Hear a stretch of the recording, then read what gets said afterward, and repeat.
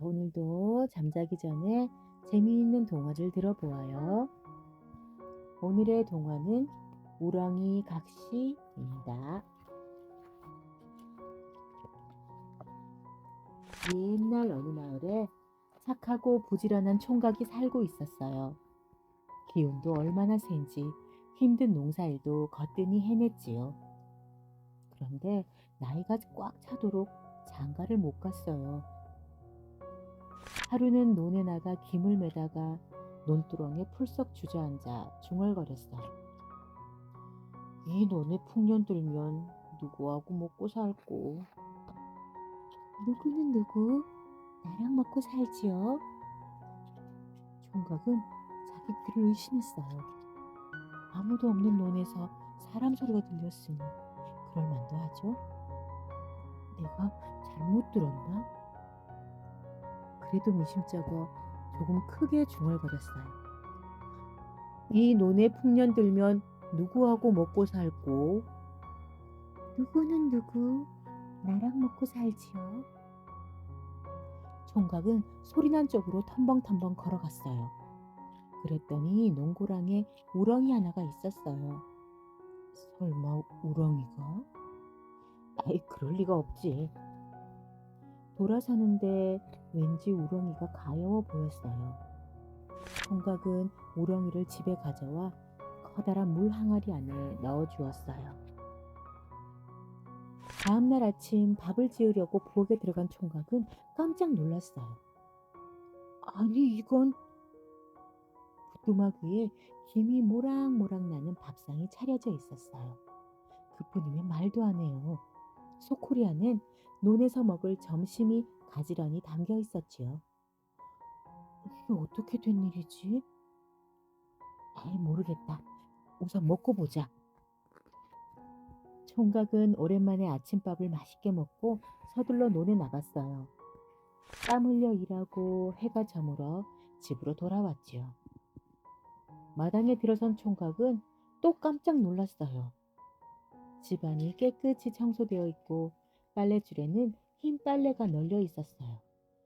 부엌 부뚜막에는 저녁 밥상까지 기다리고 있었지요. 이게 꿈인가 생시인가? 총각은 팔뚝을 꼬집어 보았어요. 따끔한 걸 보니 꿈은 아니었어요. 누구 짓인지 내일은 꼭 밝혀내야지. 다음 날도 일어나 보니 어김없이 아침 밥상이 차려져 있었어요.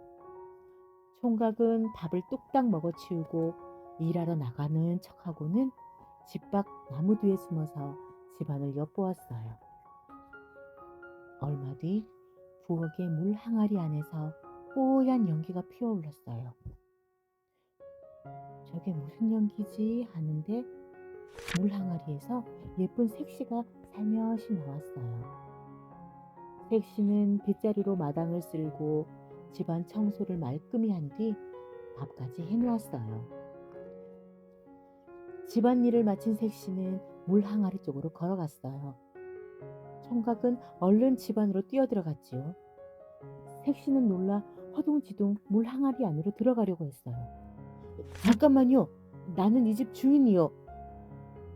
총각은 색시의 손을 꽉 움켜 잡았어요.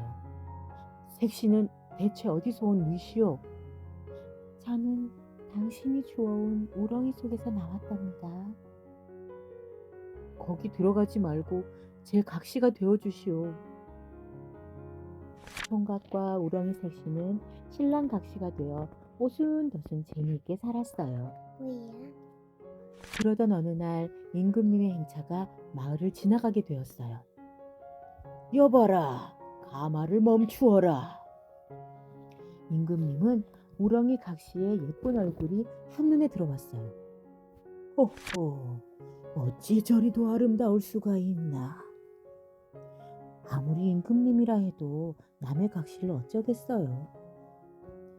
이거리 이국리 저국리 끝에 신랑에게 내기를 걸었지요. 3번 내기를 할 터이니 네가 모두 이기면 나라의 절반을 줄 것이고 내가 한 번이라도 이기면 내 아내를 내놓아야 한다. 첫 번째 내기는 앞산의 나무를 하루에 다 베는 것이었어요. 1년이 걸려도 다 못 벨 나무를 어찌 하루 만에 벤단 말인가. 신랑이 푹푹 한숨만 쉬는데 우렁이 각시가 다가왔어요. 서방님, 걱정 마셔요. 이 가락지를 받으세요. 이 가락지로 뭘 한단 말이오? 사실 저는 바다 용왕님의 딸입니다. 이 가락지를 바다에 던지면 용왕님께서 도와주실 거예요. 신랑은 그 길로 달려가 가락지를 바다에 힘껏 던졌어요. 잔잔하던 바다가 소용돌이치며 두 갈래로 쩍 갈라졌어요. 신랑은 용궁길을 달리고 달려 용왕님을 만났어요. 이 호리병을 줄 것이니 어려운 일이 닥치면 마개를 열거라. 다음날 날이 밝았어요.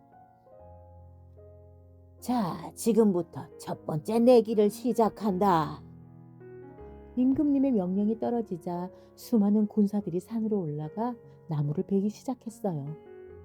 신랑은 눈앞이 깜깜, 가슴은 꽉꽉 막혔지요. 그래, 호리병의 도움을 받자. 신랑은 호리병의 마개를 퐁 열었어요. 그러자 호리병 속에서 작은 사람들이 수도 없이 튀어나왔어요. 앞산을 작은 사람들이 새까맣게 뒤덮었지요. 쓱싹 쓱싹 쿵쿵. 순식간에 나무들을 다 베어내고 작은 사람들은 다시 호리병 속으로 빨려 들어갔어요. 임금님, 나무를 다 베었습니다. 첫 번째 내기에서 진 임금님은 부글부글 속이 끓었어요. 두 번째 내기는 말타기다. 말을 달려 저 넓은 강을 건너는 게야. 신랑은 또 한숨만 푹푹 내쉬었어요. 농사짓는 농부가 언제 말을 타봤겠어요. 걱정 마셔요, 서방님. 이 가락지를 가지고 용왕님을 찾아가셔요. 신랑은 우렁이 각시가 준 가락지로 다시 용왕님을 찾아갔어요.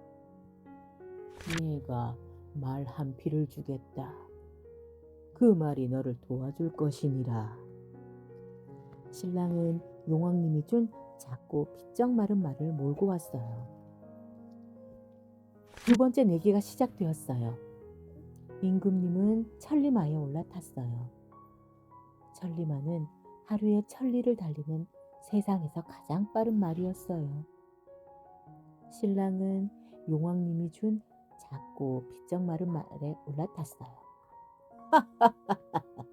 이번에는 해보나 마나 내가 이겼도다. 임금님은 가슴을 쫙 펴며 큰 소리로 웃었어요. 이리야, 가자. 천리마가 힘차게 내달리며 흙먼지를 일으켰어요. 신랑도 어설프게 채찍을 휘둘렀어요. 자꾸 비쩍 마른 말은 히힝 울더니 쏜살같이 달리기 시작했어요. 휙휙 바람을 가르며 나는 듯이 강을 건넜죠. 임금님은 마음만 급해 채찍으로 천리마를 마구 후려쳤어요. 천리마는 길게 목을 빼고 울더니 그만 강물에 풍덩 빠져버렸어요. 겨우 목숨을 구한 임금님이 얼마나 화가 났겠어요. 이놈, 네가 날 웃음거리로 만드는구나. 세 번째 내기는 배를 타고 바다를 건너는 것이에요. 이번에도 신랑은 용왕님에게 달려갔어요. 용왕님은 작고 낡은 배를 한 척 내주었어요. 드디어 마지막 세 번째 내기가 시작되었어요. 임금님은 크고 튼튼한 배에 군사들을 가득 태웠어요. 신랑은 혼자서 작고 낡은 배에 올랐지요. 임금님은 주먹을 불끈 쥐었어요. 그동안 당한 창피를 반드시 갚아주마. 영차, 영차. 군사들은 힘차게 노를 저었어요. 임금님의 배가 큰 물살을 일으키며 앞으로 나아갔어요. 용왕님, 마지막까지 절 도와주셔요. 신랑은 간절히 빌며 돛을 폈어요. 그러자 마침 불어오는 바람을 타고 작은 배가 물살을 가르며 거침없이 나아갔어요. 아니, 이게 어찌된 일이냐? 어서 저 배를 따라잡아라. 임금님은 펄펄 뛰며 소리치고 군사들은 땀을 뻘뻘 흘리며 노를 젓고, 그러나 임금님의 큰 배는 신랑의 작은 배를 따라가지 못했어요. 신랑의 작은 배는 미끄러지듯이 달려 바다를 건넜어요. 임금님은 3번의 내기에서 진 뒤에야 잘못을 깨달았어요. 내가 욕심을 부린 것이 부끄럽구나. 약속한 대로 나라의 절반을 주겠노라. 부지런한 총각이 우렁이 각시를 얻어 신랑이 되고 큰 부자까지 되었으니 복이 덩굴째 굴러 들어왔어요. 부자가 되었어도 신랑과 우렁이 각시는 논에 나가 일을 하고 빨래하고 밥 지으며 깨가 쏟아지게 살았답니다. 구독, 좋아요 누르시고 다음 동화도 함께 해주세요.